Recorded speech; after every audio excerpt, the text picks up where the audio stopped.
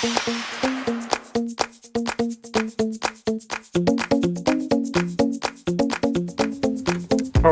today I'm gonna show you guys and gals how to set up the co-pilot driver information display. There's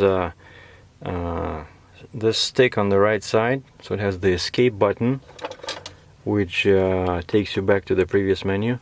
Then there's the enter, which looks like the enter command on the keyboard, computer keyboard, and then which you use to select an item, and then these two up and down, so you go up and down in the menu, right? And you have to turn the key on. And now it's gonna start going through guard dog status.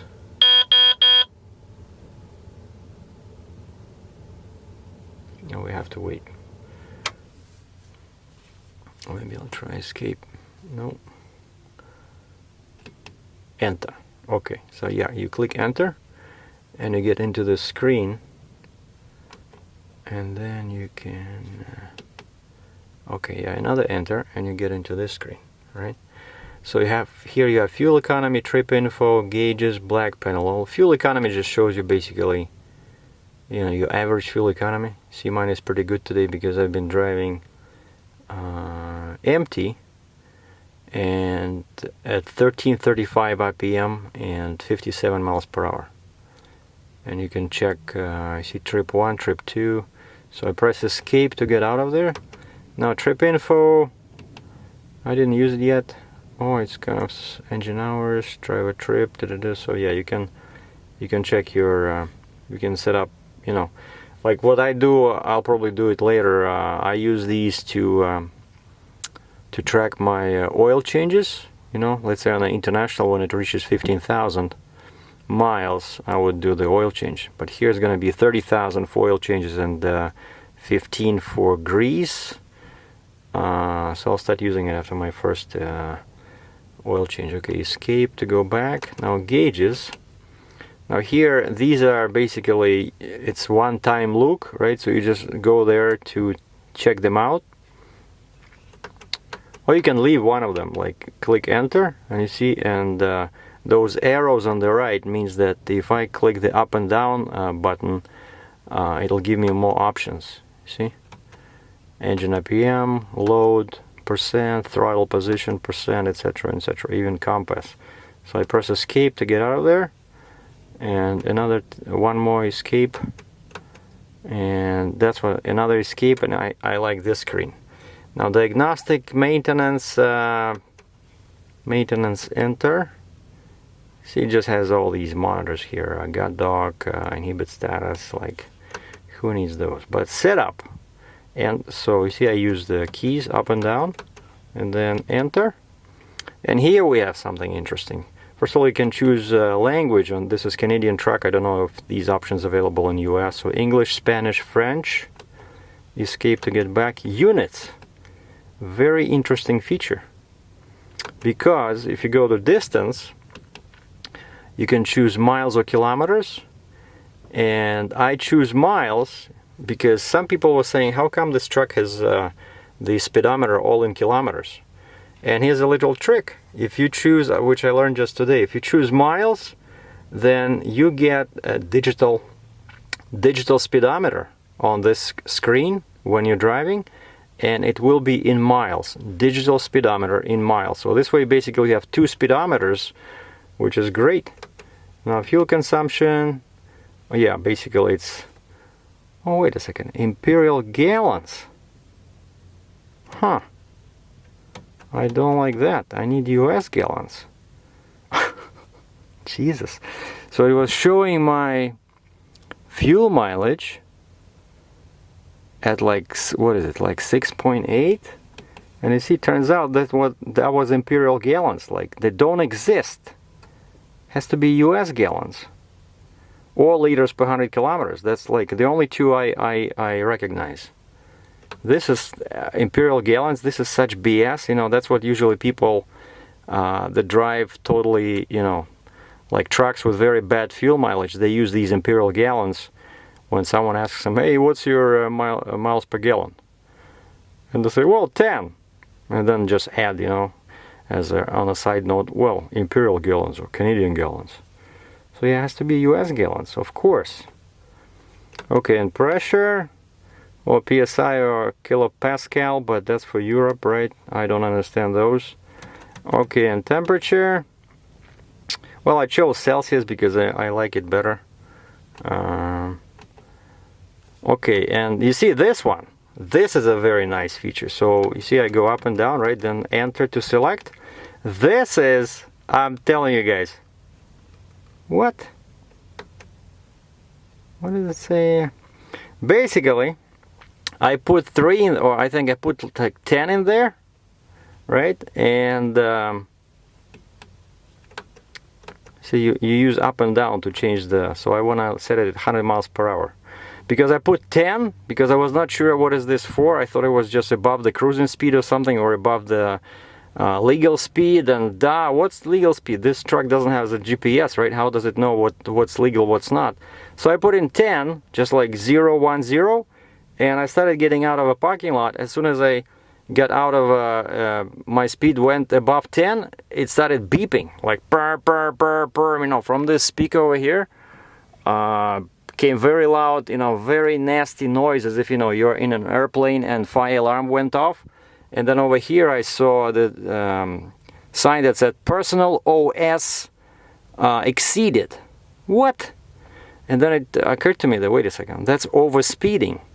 So you gotta make sure that this number here, the first one is at least 1, so that's 100 miles per hour. So that means that you can go all the way to 100 miles per hour, this thing will not bother you. But this is a very nice trick. You can, you know, if you have a friend who has a Mack truck, you can play this dirty little practical joke on them. Just put in here, wait a second. Okay, no, we don't need, just put in here 0 and put here, let's say, 5 and 5 here. Okay? So put 55 miles per hour. So what's going to happen is that this guy will like totally clueless, will get on the highway, and as soon as his speed will reach 55 miles per hour, he'll hear this nasty fire alarm beeping all over the place. I guarantee that it'll scare everybody who's not familiar with this stupid gauge, you know. So better keep it like this. Okay, I don't want to set it at 50 miles per hour. We're gonna go, what? Sorry, how do we,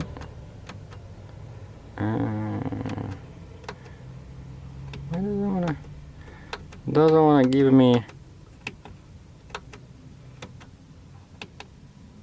no, I don't want to set it at 0 because I tried that before. As soon as you go like this, 100 miles per hour, as soon as you go above 0 kilometers, like you release your brake, this thing will start beeping. Crazy. Anyway, date and time, that's pretty self-explanatory, right? Just that's how you change the date and time. Escape to get out. Display light, contrast, backlight. Oh, you see, you can play with the backlight like at night. And then day-night mode. See, you can play here. But I think mine was set up on contrast. Yeah, like this. Oh, and you can even adjust here. Well, we'll just leave it. Oh, and the best one, I think, after the best one, number 1 is driver over speed alarm, and best one, number 2 is this home screen setting. That's actually what I wanted to show you guys. So you see whenever you see that broken line in the center, it's a 0 miles per hour, and then it's cruise target and brake target, right? And brake target, that means that when you're driving and you activate this engine brake, you can use this key over here to increase and decrease the interval, you know, between your cruising speed and your jake brake application speed. Let's say if you're going downhill and your speed gets, you know, let's say you're cruising at 57 and you want the jake brake to automatically apply at 65, so that's the key you use to set it up here, and it'll show here in the brake target. So there's nothing we can change in there, you see, but I click up and down and I can change these fields. Now I click, let's say, see, I click enter, and then I see these little arrows. That means that I can cycle through the different options. I can make this field empty. Wait a second, why is it not sharp? Okay, I think now it's sharp. Yeah, probably I was getting too close. But I want to have this one, load percentage. You know, that's very useful. I'm going to change the position. My RPM was on the left, load was on the right, so I'm going to put load on the left.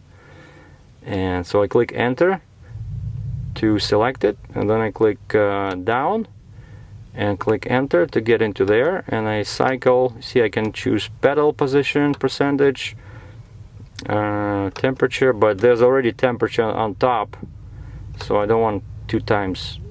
I don't want to see temperature in two places. Well, this is your oil, transmission, and RPM. That's what I want. So enter. Okay, and escape to get out of here. Escape again, escape, and that's what I see. That's what the screen looks like when I'm driving. So on top you see I have time, odometer, temperature, my speed, cruise target, load percentage, and RPM. And that load percentage, you know, that shows you how hard your engine is working, which is together with this gauge, manifold pressure, is extremely useful. And then also, of course, at the bottom there, I have the exhaust pressure, right? And the one that's been bothering me is this one over here. What is this one? Yeah, engine oil temperature. That's I've been looking. And the one gauge that they forgot to give me is or actually two gauges. It's supposed to be axle or differential temperature. Like they give me all these air gauges. You know, I got transmission gauge, I got transmission temperature gauge over here, and I got coolant temperature, but no axle temperature. Okay, that's my DF level. And that's my fuel over here, and that's it. And so now you see I have these here. I got digital gauges. I love it. I got digital speedometer in miles, and I got analog in kilometers, and then I got digital RPM tachometer, and I got analog tachometer. You know, beautiful. And then, okay, what else we have here? Here we have, that's my regeneration switch. When it lights up, it's actually full automatic. I don't have to do anything. That's my windshield wipers. That's my heated mirrors. This is electric mirrors. Engine brake. This is below the engine brake, like I explained before, the interval automatic application, basically setup. That's the fan in the sleeper, and that's the cruise control. Left button on off, and the right button set up, accelerate this and decrease speed. And one more thing, and all these are basically auxiliary. And then over here I got a whole bunch of these for fifth wheel release, right? Suspension height, PTO, which I don't actually have, and then my interaxle switch, and this one, and divider lock. So basically those are my full locks button when I'm on a bad pavement or snow or mud or something like that. And that's what it is. So I just wanted to show you guys because that's a very nice feature. You know, of course I never had this in my International. There's so many gauges, which of course the more gauges the better for owner operator, so you can track your truck's performance.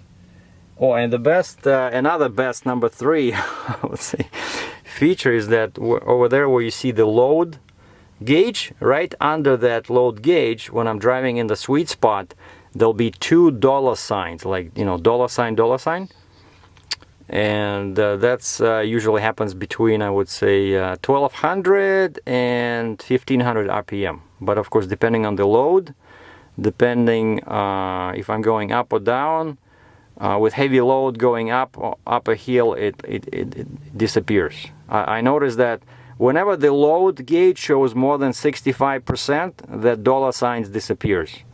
So you gotta keep basically the load on the engine light, you know. And now I was cruising at 57. I was all the time pretty much at 30% load. So of course I saw those dollar signs all day today. So beautiful. All right, so that's it. Thanks for watching. And by the way, I'm using my Canon 70D with this new lens, 18 to 55 STM.